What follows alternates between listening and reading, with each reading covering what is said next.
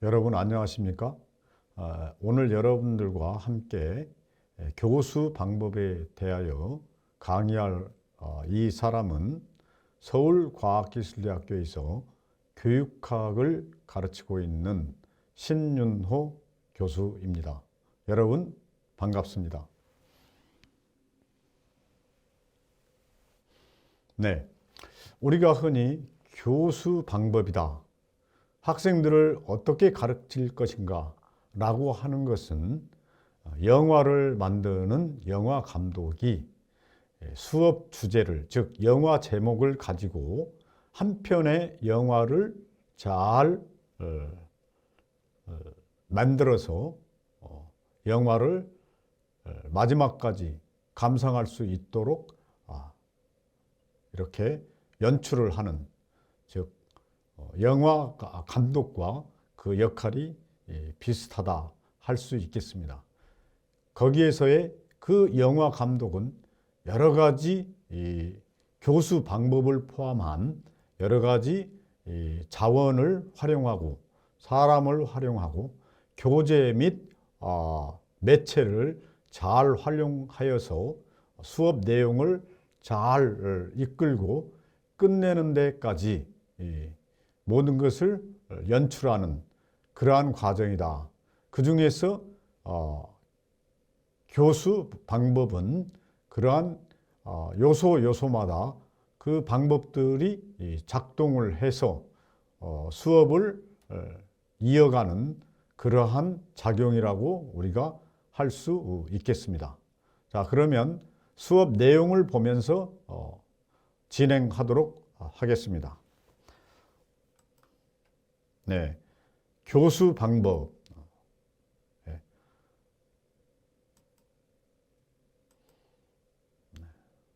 이 시간 여러분들과 같이 할 학습 목차를 소개해 드리면, 1교시에는 교수 방법의 의미, 교수 방법의 필요성 및 중요성, 그리고 교수 방법의 선택 기준, 이와 같은 것들을 우리가 가지고 1교시를 수업할 수 있겠습니다. 그리고 다음으로는 2교시에는 교수 상황에 따른 교수 방법, 그리고 교수 학습의 이론, 교수 학습 방법들을 여러분들과 같이 소개하면서 수업을 진행해 보도록 하겠습니다. 따라서 우리가 1교시에는 주로 교수 방법의 의미와 필요성, 그리고 어떻게 교수 방법을 선택할 것인가 라고 하는 것입니다. 학습 목표는 크게 세 가지로 나누어 볼 수가 있겠는데요. 첫 번째, 교수 방법의 의미를 설명할 수 있다. 두 번째, 다양한 교수 학습 방법을 적용할 수 있다. 세 번째, 교수 학습의 특징과 장단점을 알고 이를 평가할 수 있다. 이렇게 우리가 볼 수가 있겠습니다. 그래서 학습 목표는 교수 방법을 실현하는데 학습자 중심에서 무엇을 학습할 것인가를 방향을 제시하고 그 범위를 제시하는 그러한 중요한 요소가 되겠습니다. 그래서 교수 방법의 의미를 우리가 이 시간을 통해서 설명할 수 있어야 되겠고, 또한 여러분들께서는 다양한 교수 학습 방법을 이 시간을 통해서 적용할 수 있게 됩니다. 또한 교수 학습의 특징과 장단점을 우리가 알고 이를 평가할 수가 있습니다. 적절했다, 좋았다, 비효율적이었다, 적절하지 않았다, 학생들에게 효과가 없었다 등등 이와 같은 평가를 우리가 할 수 있다, 이런 얘기가 되겠습니다. 그래서 학습 목표를 제시하는 것은 우리가 수업에서 학습자 중심에서 일을 제시하는데 매우 중요한 역할을 한다. 이렇게 여러분들께서 이해하면 좋겠습니다. 따라서 여러분들은 이와 같이 교수 학습, 즉 교수 방법을 이해하는데 교육 목표나 혹은 학습 목표를 이렇게 진술해서 학생들이 이 학습을 출발하기 전에 무엇을 학습할 수 있을 것인가를 제시해 주는 것은 매우 중요하다가 이렇게 할 수 있겠습니다. 그러면 다음 장으로 넘어가서 우리가 학습을 계속 해보도록 하겠습니다. 자, 그러면은 우리가 여기에서 학습의 의미를 파악해야 되는데, 학습이라고 하는 것은 학습자 중심의 행동을 이야기를 하는 것입니다. 자, 첫 번째, 교수 방법의 의미로서 우리가 있는데, 자, 교수 방법의 의미는 무엇이냐라고 하는 것을 우리가 이해할 수 있어야 되겠습니다. 교수 방법의 의미. 그래서 교육 활동을 효과적, 능률적으로 수행하기 위한 그런 체계적인 행위다. 여러분들이 이렇게 이해를 하시면 되겠습니다. 그래서 교육 활동을 효과적, 능률적으로 수행하기 위한 그런 체계적인 그런 과정인데, 교육 활동은 여기에서 교수 학습 활동을 얘기하는 것입니다. 또한 종래의 교육 방법은 교수 훈련을 뜻하는 그런 뜻이었습니다. 그런데 최근에는 주로 학습 지도 및 생활 지도의 영역으로 나누어 생각하게 되었습니다. 그래서 학습 지도는 주로 인지적 영역, 주지적인 관점의 영역을 얘기하는 것이고, 생활 지도는 학생들의 삶에서 비롯되는 여러 가지 의식적인 활동, 또 어떤 것들이 이 학생을 위해서 바람직한 생활인가라고 하는 것들을 나누어서 이렇게 생각하게 되는 단계까지 이르게 된 것입니다. 오늘날은 학교 생활의 그 주를 이루는, 대종을 이루는 그런 학습 지도와 생활 지도 이외에 학급 병행 방법의 기본 원리 및 교육공학적 방법까지 포함을 하고 있는 것입니다. 그래서 학급 경영을 어떻게 할 것인가, 기본적으로 무엇을 위한 학급 경영이 되어야 할 것인가 라고 하는 그러한 여러 가지 원리들이 있고, 또한 교육공학적 방법까지 포함을 하게 된다라고 하는 말은, 교육공학적 방법은 오늘날 컴퓨터의 발달, 그리고 다양한 미디어의 발달을 통해서 교육공학이라고 하는 단어가 생긴 것입니다. 영어로 얘기하면 Educational Engineering 이렇게 표현을 하고 있습니다. 또한 교실에서 이루어지는 교육 상황에 관한 것인데요. 교실에서 이루어지는 교육 상황에 관계되는 것들을 다양한 형태로 학생들과 상호작용하는 그러한 것들을 우리가 볼 수가 있는데, 특히 오늘 이 시간은 교수 방법에 관련된 내용이기 때문에 교수 방법이라고 하는 것은 교수 전략과 같은 그런 개념으로 알고 있는 것이 강의에 매우 유리하다, 이렇게 볼 수가 있겠습니다. 그래서 교수 전략은 교수 방법이다, 이렇게 여러분들이 알고 있어도 좋습니다. 그래서 teaching strategy 이렇게 이제 표현을 많은 선진국들에서 표현을 하고 있는 것이 또한 교수 방법의 다른 표현이다. 이렇게 여러분들이 여러 관점에서 이해를 하면 교수 방법의 의미를 더 한층적으로 쉽게 이해할 수 있겠다. 이러한 뜻이 되겠습니다. 다음은 교수 방법의 필요성 및 중요성에 대해서 얘기를 해보겠습니다. 왜 그러면 우리에게 왜 교수 방법이 왜 필요하느냐? 그냥 학습 내용만 학생들에게 단순하게 전달해주면 될 것 같은데 왜 교수 방법의 필요성 및 중요성이 우리에게 필요하냐? 왜 이게 중요하냐라고 하는 것이죠. 그래서 중요한 거는 교수 방법은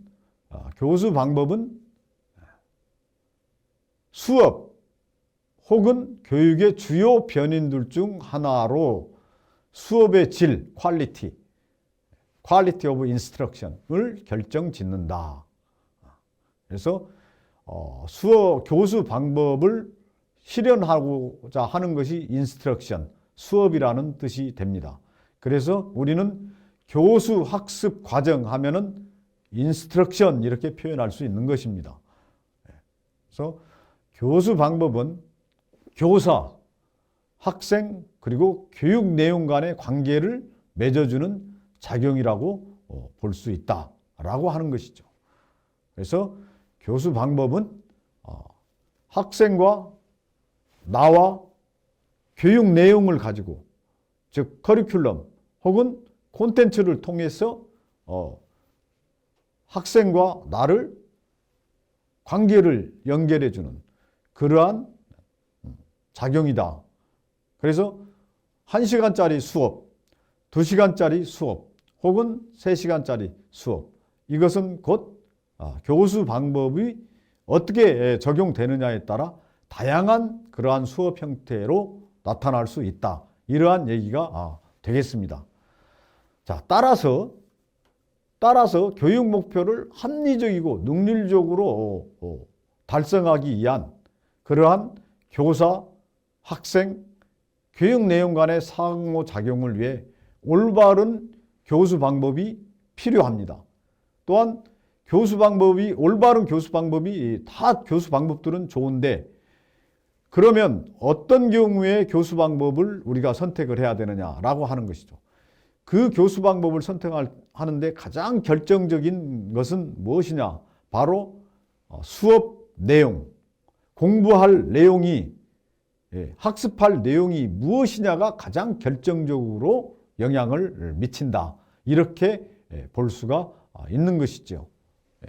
따라서 인간적 가치의 형성과 교육 성과를 목적으로 하는 교육을 단일화, 규격화할 수는 없으므로 교육 방법은 다양하고 다채롭게 연구 개발되고 있는 것입니다.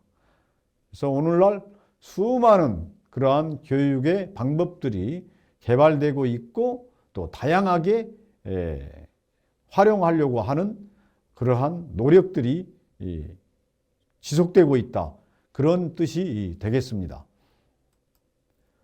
자, 그러면 교수 방법의 선택 기준은 내가 여러분들에게 조금 전에 설명한 대로 가장 큰 대전제 중에 하나가 교육 내용이 무엇이냐라고 하는 말을 여러분들에게 설명을 했는데 교수 방법의 효율적인 그러한 관리를 볼 때 교수 방법의 효율적인 운영 관리적 측면에서 볼 때 가장 먼저 오는 게 과제와의 적합성이다. 바로 이게 조금 전에 내가 여러분들에게 강조했던 교육 내용이 무엇이냐. 그것은 곧 과제다. 이렇게 표현을 할 수 있는 것입니다.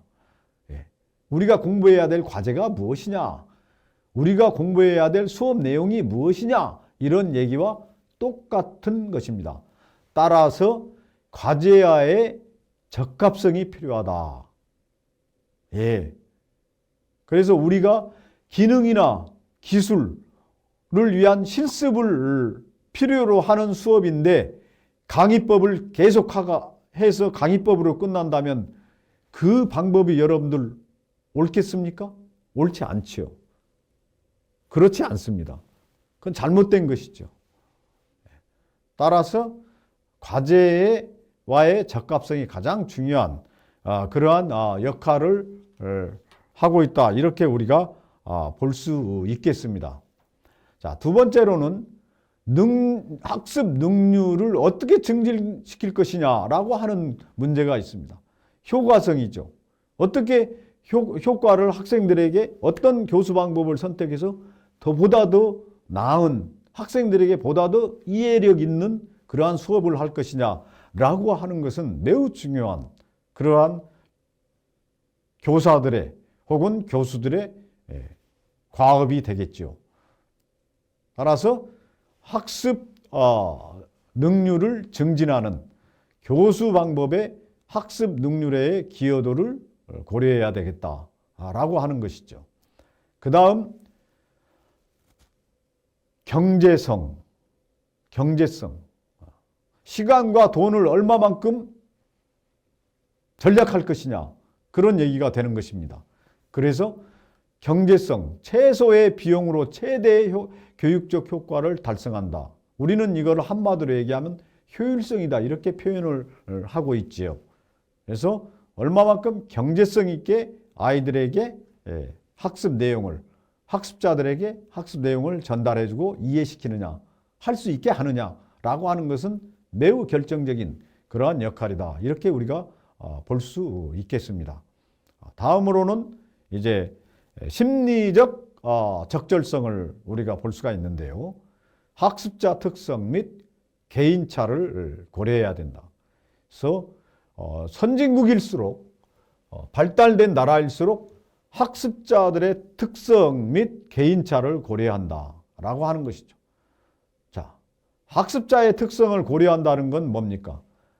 학습자가 얼마만큼 다양한 연령대냐, 혹은 학습자가 무엇을 각각의 예를 들어 20명의 학생이 있다. 그러면 20명의 학생들은 다 제각기 다를 수도 있고 또한 몇 명씩 그룹 지어서 비슷한 그런 학습 성향을 보일 수도 있는 것이죠.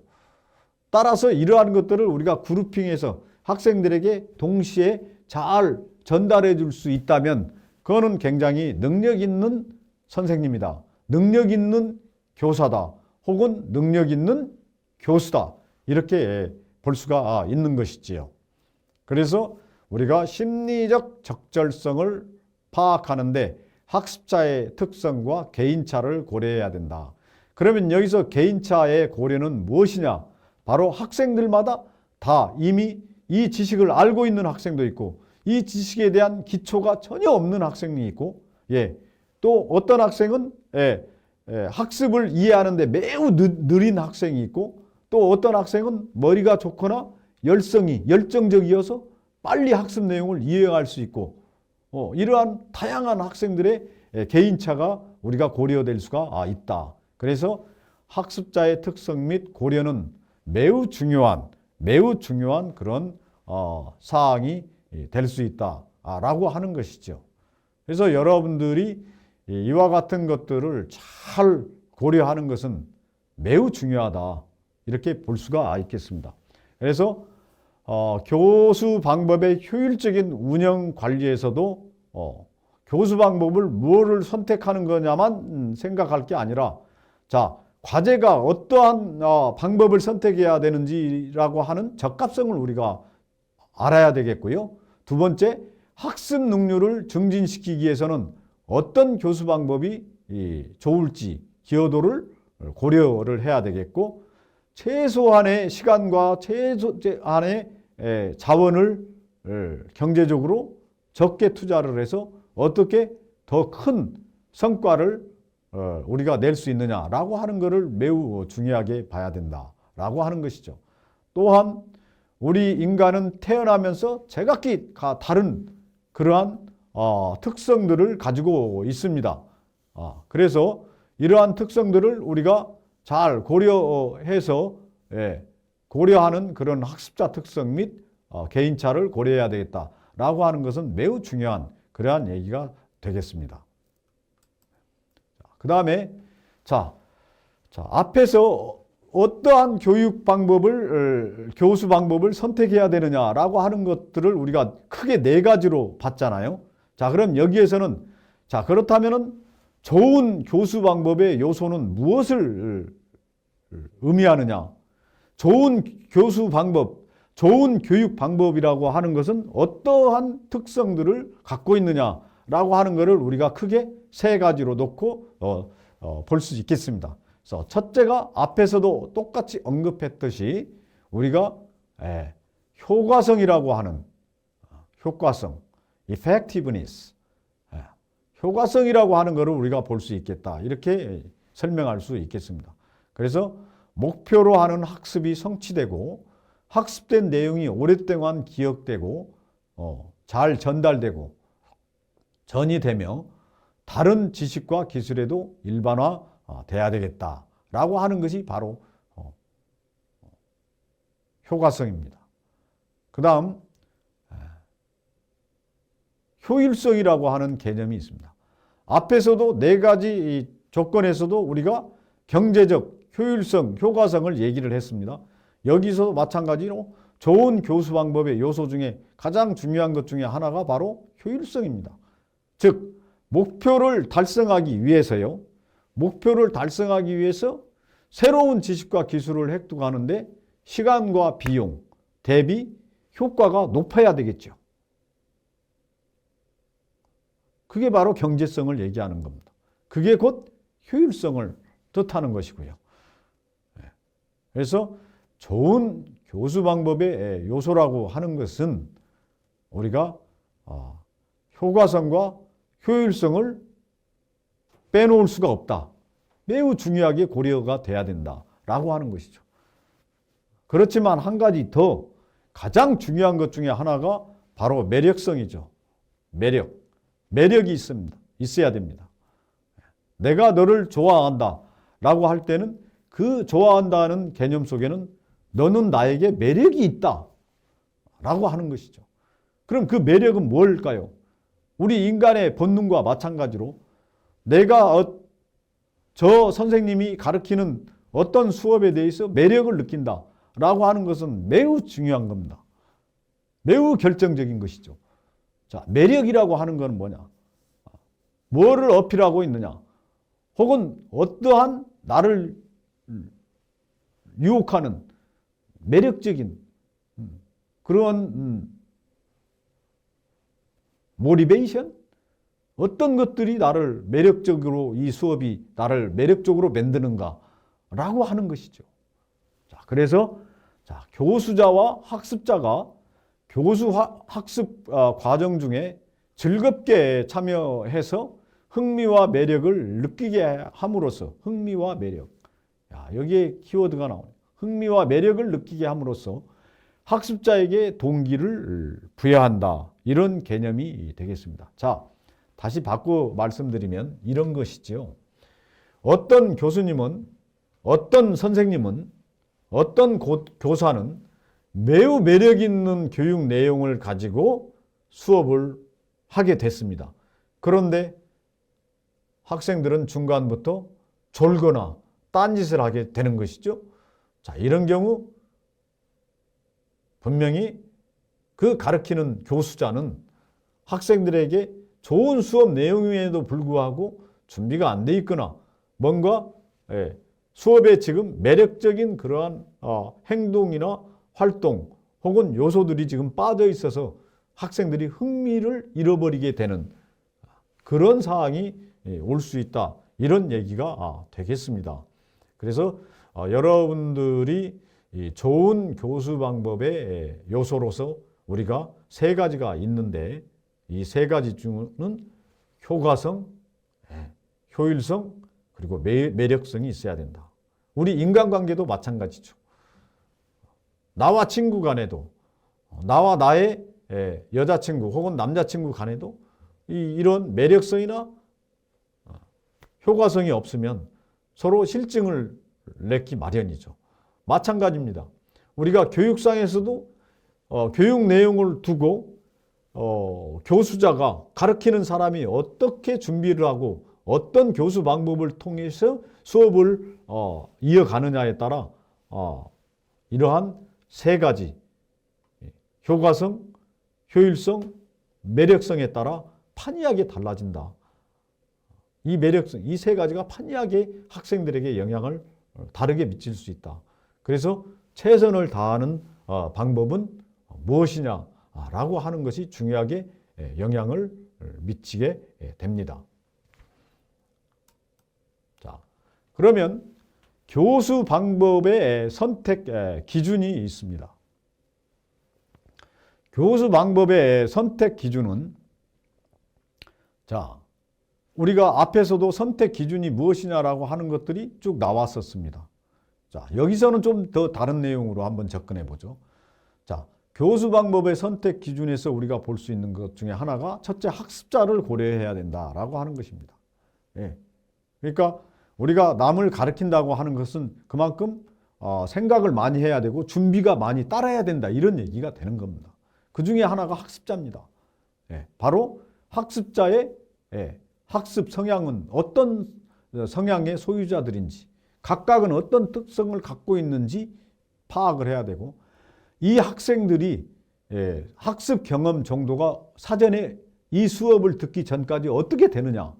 그래서 기초부터 알려줘야 되는 건지 이미 기초는 다 마스터한 상태로 지금 이 수업을 수강하러 왔는지 라고 하는 것들을 파악을 해야 되고 그 다음에 학생의 인원수가 어떻게 되느냐 매우 중요한 겁니다. 학생 수가 100명인데 이게 실험이 나 혼자서 준비가 될까요? 어렵습니다. 이럴 때는 강의법을 사용해서 적절하게 학생들에게 요점들을 잘 설명하는 게 매우 중요하겠죠. 예를 들어 설명한다면. 그래서 여러분 따라서 학습자는 또한 마지막으로 요구 및 흥미가 어떻게 되느냐. 이 수업을 통해서 학생들에게는 어떤 흥미를 갖고 있고 또 학생들이 필요로 하는 그들이 필요하는 요구, 니즈는 무엇이냐라고 하는 것을 우리가 파악하는 것은 매우 중요하다. 이렇게 볼 수 있겠습니다. 자, 다음으로는 학습 내용이 되겠습니다. 아까도 내가 여러분들에게 설명을 드렸듯이 자, 학습 내용이 무엇이냐에 따라서 교수 방법이 바뀔 수 있다. 그리고 가장 결정적인 영향을 하는 것 중에 하나다. 학습 내용에 상관없이 교수 방법을 선택할 수는 없습니다. 매우 결정적인 그러한 얘기 중에 하나가 되는 것이죠. 그래서 학습 내용에 따라 교육 방법은 매우 종속적이다. 이렇게 우리가 볼 수 있겠습니다. 다음으로는 교육 환경. 자, 교육 환경을 우리가 설명할 때, 자, 교육 환경이라고 하는 것은 활용할 수 있는 교수 매체의 종류, 혹은 교실 공간의 크기, 나와 학습자들 간의 관계, 초면이냐 아니면 여러 번 본 그런 서로 알고 있는 사이냐. 그 다음에 이 수업을 지원해 주기 위한 다양한 그런 인적 자원은 무엇이냐. 주변에 나를 이 수업을 위해서 도와줄 수 있는 그러한 자원은 무엇이 있느냐. 조교라든지 예를 들면요.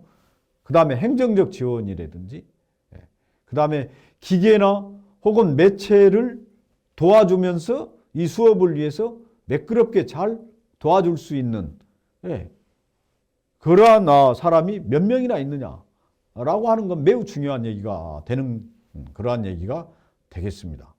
그 다음에 이 수업에 대한 개발을 어떻게 할 것인가, 이 수업을 진행하기 위해서 어떤 것들이 개발돼서 학생들에게 전달될 수 있도록 예를 들면 학생들에게 유인물, 프린트를 잘 모양새 있게 잘 문서화해서 나눠줄 수 있는 어떻게 이쁘고 요약해서 나눠줄 수 있는지 이런 것들까지도 개발 환경이다. 이렇게 우리가 표현할 수 있는 것이지요. 네.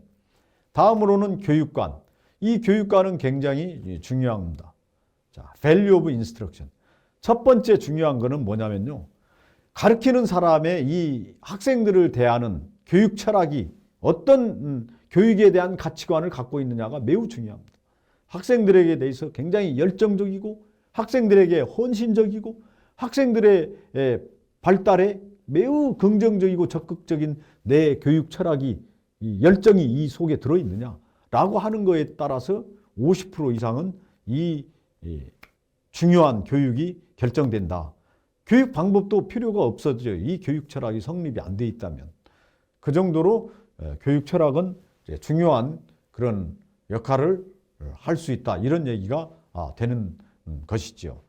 또한 교수 방법에 대한 그런 지식이 가르치는 사람들에게는 있어야 됩니다. 비록 교육학의 전공이 아니더라도 나는 기계공학이나 컴퓨터공학이나 혹은 어떤 역사학이나 혹은 미술, 시각디자인 뭐를 전공하고 있던지 간에 내가 교수 방법에 대한 지식은 스스로 공부를 하고 있어야 된다. 평소에. 그게 매우 중요합니다. 또한 가르치는 사람의 매체 선호도가 어떻게 되느냐에 따라서 매우 달라지는 그런 측면을 우리가 볼 수가 있습니다.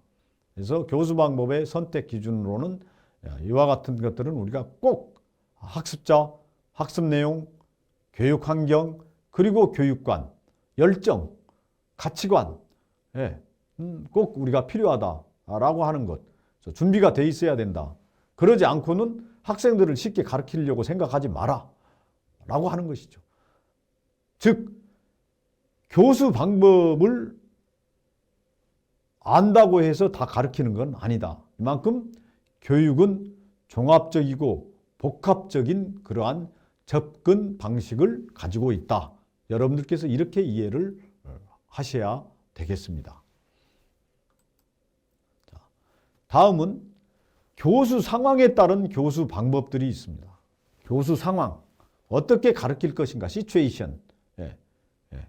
그래서 교수 상황에 따른 교수 방법들을 우리가 쭉 나눠서 볼 수가 있는데, 첫 번째가 설명식 강의법 혹은 팀티칭 등을 우리가 볼 수가 있습니다. 그래서 설명식 강의법은 40명으로도 쓸 수 있고요. 괜찮습니다. 이거는 절대적인 숫자는 아닙니다.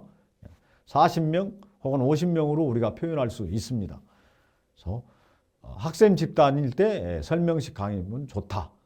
설명식 강의법은 좋다. 뭐 이렇게 표현할 수 있는 것이죠. 대신 언어로만 해서는 안 되죠. 다양한 시각적 그런 매체들을 이용하고 유인물을 이용하고 혹은 어떤 상황을 설명하면서 예시를 들어가면서 혹은 질문과 응답을 하면서 서로 나눠진다면 이 강의법은 굉장히 좋은 방법이다. 이렇게 볼 수 있습니다. 다음으로는 역할극, 롤플레잉, 모의실험, 시뮬레이션, 게임, 토론법 등을 우리가 20명 이하의 학습 집단에서 좋다. 이렇게 얘기합니다. 숫자가 왜 중요합니까? 우리는 시간은 한정되어 있습니다.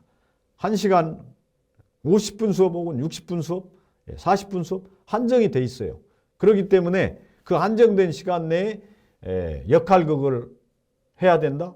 1시간 갖고 1시간짜리 수업에서 역할극은 어렵습니다. 그러니까 2시간짜리는 돼야 되겠죠. 역할극을 하려면. 자, 이런 것들을 지금 얘기를 하고 있는 겁니다. 또한 이 역할극들이 어떤 것들을 줄 수 있는가. 그래서 태도를 기르기 위한 태도 관련 수업 내용을 한다든지 이럴 때는 또 역할극이 좋습니다. 게임이라든지 시뮬레이션에서도 좋습니다. 토론법도 마찬가지입니다. 20명 이하일 때만 토론법이 효과를 가질 수 있습니다. 앞에서 얘기한 것처럼 40명, 50명이 넘는다? 그러면 토론은 일부 학생만 참여하고 나머지 학생들은 참여할 기회를 갖지 못하는, 왜? 시간이 한정돼 있고 또 그 토의에 대한 어떤 준비들이 다각적으로 돼 있지 않을 그런 확률이 높기 때문입니다. 발견학습과 탐구학습. 발견학습은 뭐냐? 발견. 말 그대로 디스커버링 하는 발견. 탐구학습과도 비슷한 그런 얘기가 되겠습니다. 그래서 자연 현상이라든지 밖에 나가서 야외 수업을 통한 어떤 발견이나 탐구, 그래서 이런 것들은 생물학이라든지 혹은 역사의 어떤 그 실제 역사적인 어떤 기록들을 본다든지 이런 혹은 어떤 과학적 접근의 수업이 필요하다든지 탐구학습 이런 것들에 대해서 우리가 볼 수 있는 것이죠. 그래서 주로 여기서도 20명 이하의 학습 집단 혹은 넓은 교실, 새로운 개념 학습, 새로운 지식 습득에 좋다. 이렇게 일반적으로 얘기를 하고 있으나 모두 다 절대적인 건 아니다. 상대적으로 이렇다. 이런 얘기가 될 수 있겠습니다. 예를 들어 수강생이 100명이 넘고 가르치는 사람이 집단으로 5명 이상이다. 그러면 토론 수업도 할 수 있고요. 발견학습도 할 수 있는 것이죠. 그래서 우리는 항상 제한된 시간과 제한된 자원을 갖고 있기 때문에 이러한 어떤 특징들이 나온 것이다 라고 할 수 있겠습니다. 또한 앞에서 얘기했듯이 교육 내용, 과제, 즉 학습 내용이 무엇이냐에 따라서 결정적으로 달라진다 라고 하는 것을 여러분들에게 설명을 드리고자 하는 것입니다.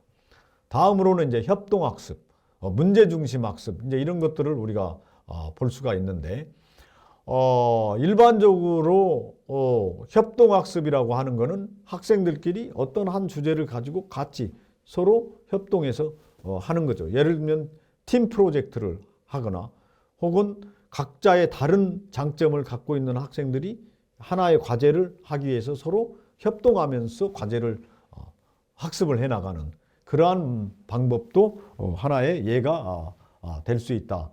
이렇게 설명드릴 수 있겠습니다. 다음으로는 웹 기반 수업이나 개인 교수법. 웹 기반. 그래서 우리가 인터넷을 통하거나 사이버 공간을 통해서 우리가 수업을 할 때, 이럴 때는 이제 개별 학습이거나, 예를 들면 지난번에 우리가 코로나로 집에서 수업을 듣게 될 경우 웹 기반 수업이었고 개별 학습이었죠. 그다음에 개념 학습이 주가 됩니다. 왜 그러느냐? 기술적인 것들은 웹 기반에서 많은 한계를 가지고 있습니다. 만져보고 타치해보고 조립해보고 분해해보고 예를 들면 어떤 실험에 측정을 해야 되고 이러는데 웹 기반에서는 안 되는 거죠.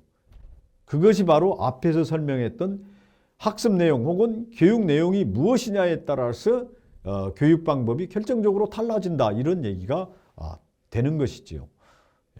그런 거를 여러분들에게 설명하고 있는 겁니다. 또한 개인 교수법이 그 특징이다. 이렇게 볼 수 있겠습니다. 자, 다음으로는 교수 학습 과정의 개념을 우리가 이제 뒤에서 앞에서 여러분들이 개념을 이미 자막했지만 정리를 해보면 자, 교수라는 건 뭐냐? 티칭이라고 하는 건 뭐냐? 자, 학습 목적을 가진 청중을 대상으로 조건이나 상황에 반응하거나 학습이 일어날 수 있도록 환경을 조성하고 자극해 가는 계획된 과정. 이거를 바로 선생님, 교수, 교사가 하는 겁니다. 그래서 우리는 이 사람들을 ER을 붙여서 teacher 이렇게 표현하는 거지요. teacher. 그러면 교수와 학습은 동시에 일어나는 겁니다. 교수는 이런 뜻을 갖습니다. 그럼 학습은 뭐냐? learning. 개인이 환경과의 상호작용을 통하여 환경은 여러 가지가 될 수 있죠. 그러나 한마디로 얘기하면 뭡니까? 학습 내용 아니겠습니까? 주로.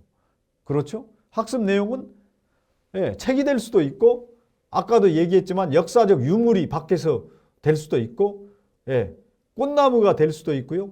네, 여러 가지 자동차가 될 수도 있고 그래서 개인이 그 환경 여러 가지 학습 환경이 있는 것이죠. 환경과의 상호작용을 통하여 인지적, 정의적, 심동적 영역의 변화를 가져오는 지속적인 그런 파지 과정이다. 파지한다는 말은 습득한다. 습득한다는 거죠.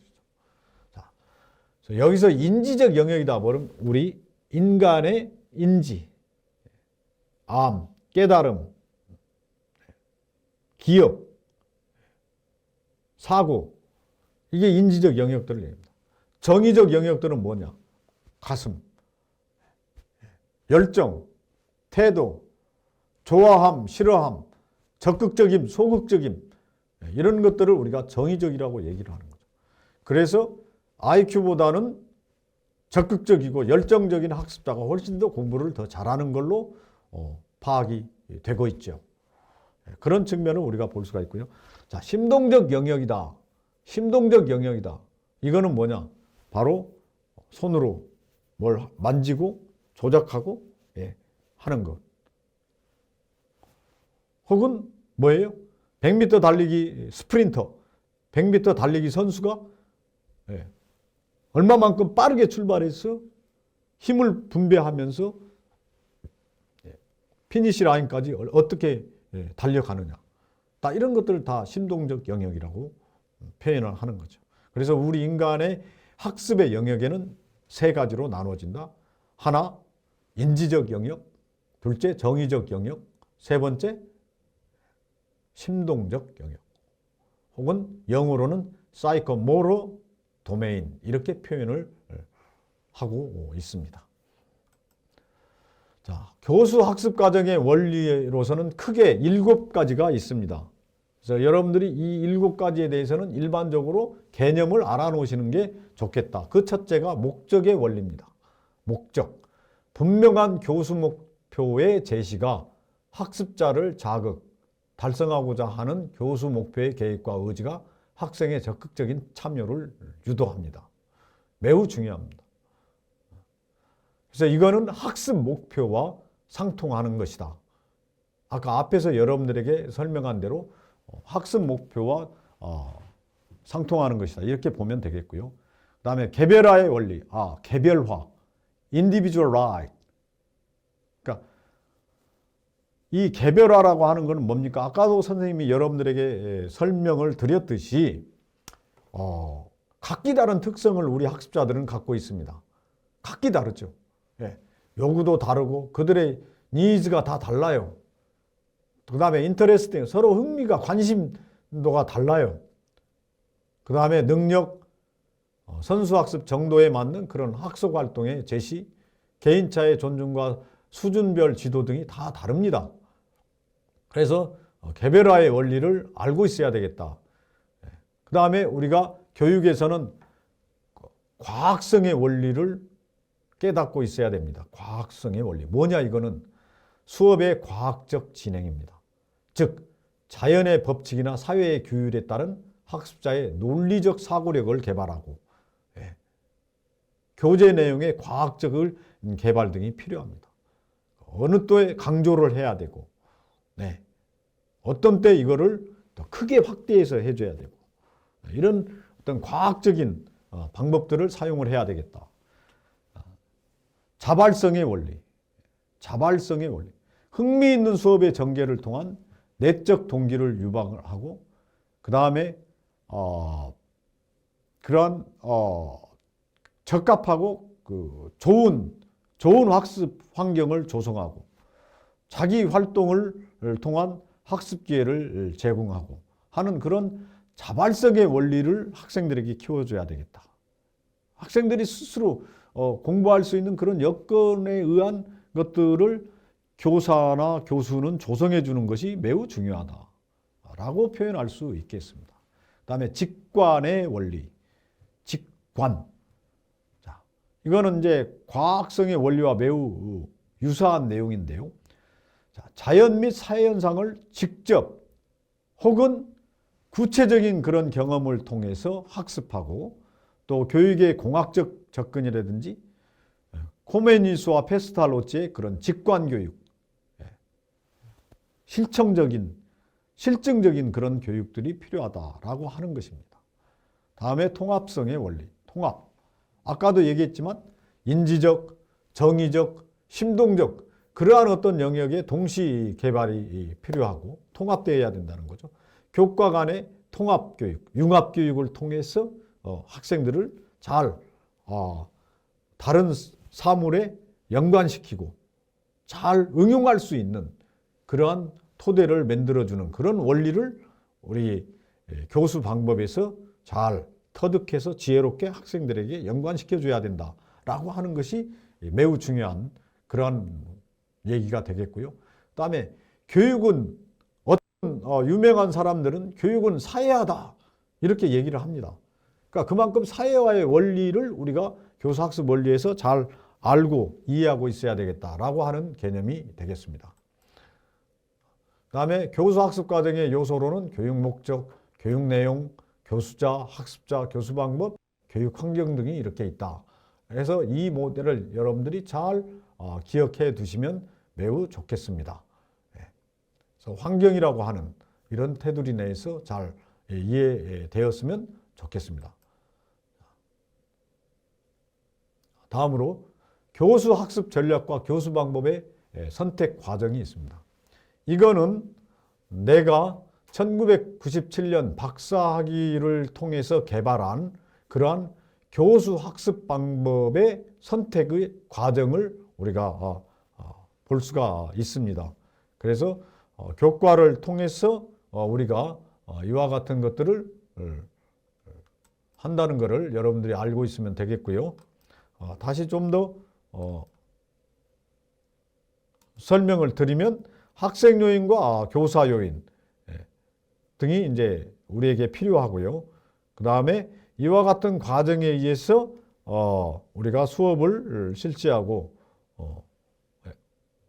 활용해야 된다고 하는 것을 우리가 잘 여러분들이 이해를 하면 좋겠습니다. 다음에 이제 2교시를 곧 이어서 실시하도록 하겠습니다.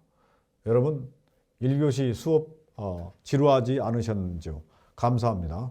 곧 이어서 2교시를 수업하도록 하겠습니다.